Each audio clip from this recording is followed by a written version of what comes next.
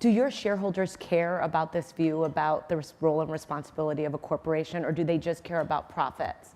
And why should they care? Yeah, so I've never had this conflict. Although I tell the shareholders the same thing I tell my board, I tell employees, I tell, and the reason I take so much time to write that letter is to get some thoughts out and down. I have never had a conflict in my life between shareholder value, i.e. financial success, customer, employee, community. Okay, to me, they're all the same thing. They're links in that fence. If I do any one badly, I will fail. And so I look at the other way around. So if you show me a company that's not financially successful, I'll show you a failing company. So my first job is make it a healthy and vibrant company. I can only do that by doing a great job for customers. At the end of the day, the people who serve the customers are our employees. Okay, so they all need to be happy and healthy and vibrant. But every one of us has a role in society. And even if you were a small store, a corner bakery store, you participate in society. You help the church, the synagogue, the mosque. You hire kids in the summer. You help the homeless person or something like that. That is what society is. And being a big company that operates in 2,000 cities is no different than that. And we could do things at a bigger scale, so we could do it in a different way. But I've never had a problem. I've never actually had a shareholder tell me you're wasting shareholder money. Do you think that's uniquely American, though, that perspective about the role and responsibility? Because if you go around the world, people don't necessarily feel the same way about business's role in society. It depends what you're talking about. Because if you go to certain types of countries, they're forced to. If you go to other countries, as part of if you go to Saudi Aramco is forced to do things for the government. Not forced, they build things for them in schools and stuff like that. So it's actually all different around the world. But I would say on average, American business and American people are more philanthropical. It's much more of a subject here. People give away money here. And you go to some countries, it just isn't part of what they do. They don't understand, and they're going to grow, and I think they're going to change, but they don't do as much of it. We need a competitive tax system in a competitive world. But let me finish. The notion. I told you what it's like. The notion that we're going to have an uncompetitive tax system and do well for our country is crazy. But this is semantics, Jamie. I mean, if the corporate tax rate is 35% and we're talking about 20 or 25, what else is that? That's a cut. There's no question. But though you're going to eliminate a lot of base, that's a cut. But you notice that. So, and we need it. Okay, and staring us in the face is the fact that $3 trillion and 5,000 companies are now overseas that probably would have been here. That money would have been in the system. The counterfactual isn't what some economists say, well, the company's going to raise their wages immediately. We might. The counterfactual would have been, had we had the right system 7 years ago, trillions of dollars have been retained. Some would have been paid out in dividends and stock buyback, but so be it. That's your money. You might buy a house, you might be charitable, you might do something, you might reinvest it, and companies would have made huge investments. And that drives, and we know one thing for sure, investment drives productivity, drives jobs and wages. But is that really, okay, so. But the business community is not fought for. You've not seen anyone in the business community, I'm the chair of the Business Roundtable, say, cut my taxes. No, I want the opposite. I think we should get rid of carried interest. I think we should get rid of deferrals for all the hedge funds. I think we should get rid of state and community tax deductions. And if you want to raise my rate, so be it. But whatever you do not have an uncompetitive tax system in a very competitive world. That is a mistake for America. And to confuse the two, I think it's a huge error. We have a problem in society, folks. One is middle class incomes, which have not gone up. That problem, and we need to do something about it, is going to be driven by job growth and education. So I think the Democrats have a job agenda, a growth agenda, a pro-free enterprise agenda. Free enterprise is a good thing, okay? Not bad, and we have to have proper safety nets. But I personally think at the low end, we simply have to. The government's got to have a negative income tax. You are not going to solve the problem of low-skilled wage earners. But that's not coming out in this tax reform. That's not happening. It might happen, though, because both Democrats and Republicans want it. I think we should do it. And if it cost the country another $100 billion a year, I would do it.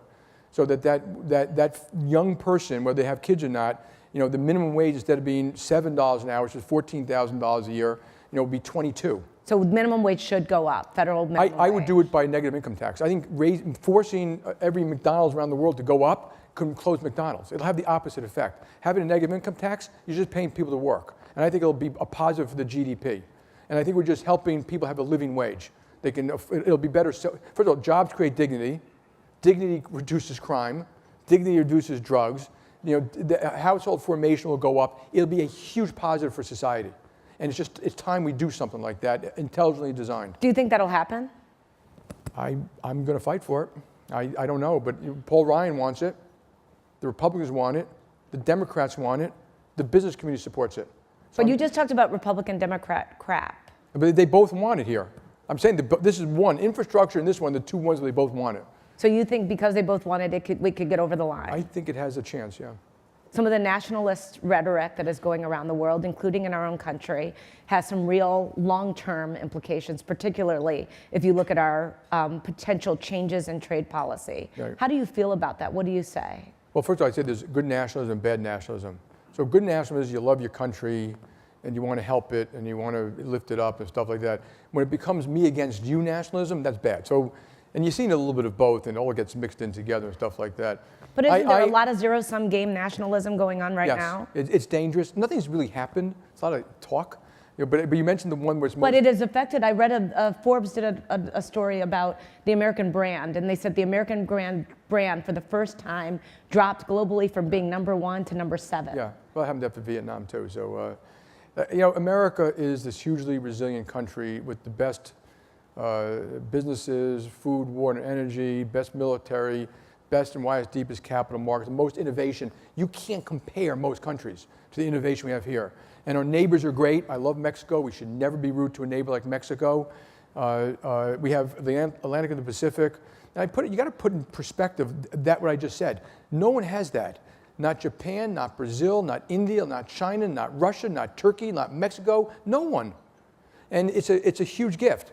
And therefore, we should be a leader in the world, not the ugly American, but trying to set standards and things like that. And I do think some of this rhetoric is hurting us.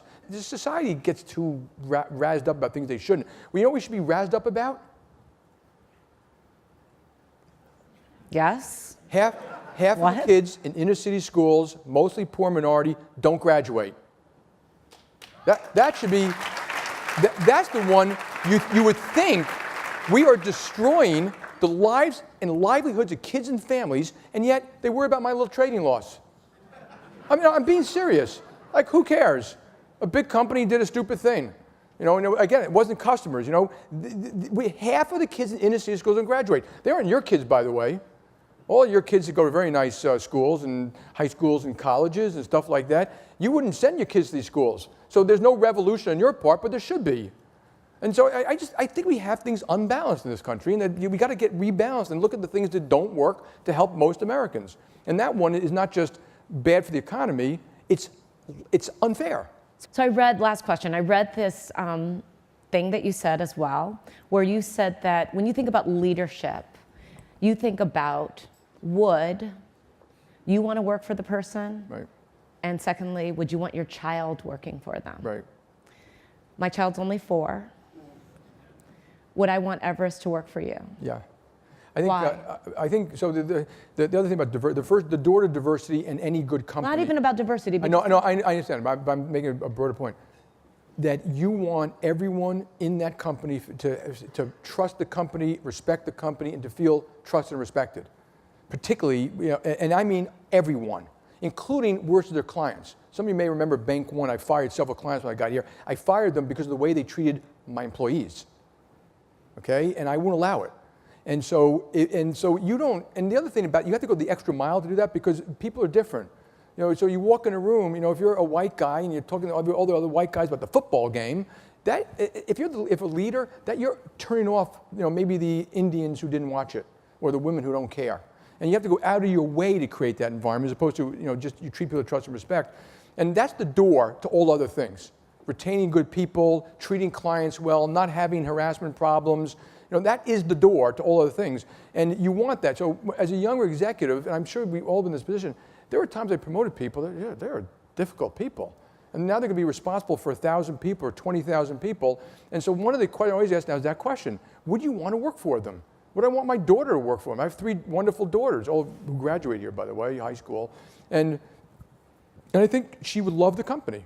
The company has exceptional people who treat people well, do great stuff around the world, and of course we make mistakes.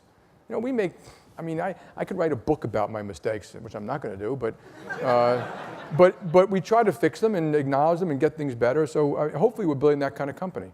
And you don't have to be And I tell people, good leadership, it's, I always tell people, leadership, running a business, discipline, detail, facts, analysis, review, facts, analysis, detail, no BS, by salesperson, by region, by this, by that, by risk, by error. But the real part of leadership is the heart, that people trust you. They want to work for you, and you got to have humility. So not humble, like I'm not a humble person, but I know I don't know everything. I know that I want everyone to give the best that they can. My door's open to everybody. I work just as hard as anybody else in the company. And so heart, humanity, and Jack Ma calls it the love quotient. That is supposed to EQ, like the love. But I think it's true. That is how you create an organization that people have trust and faith in each other. We started with trust, we'll end with trust. Ladies and gentlemen, Jamie Dimon. No, thank you. Thank you all very much.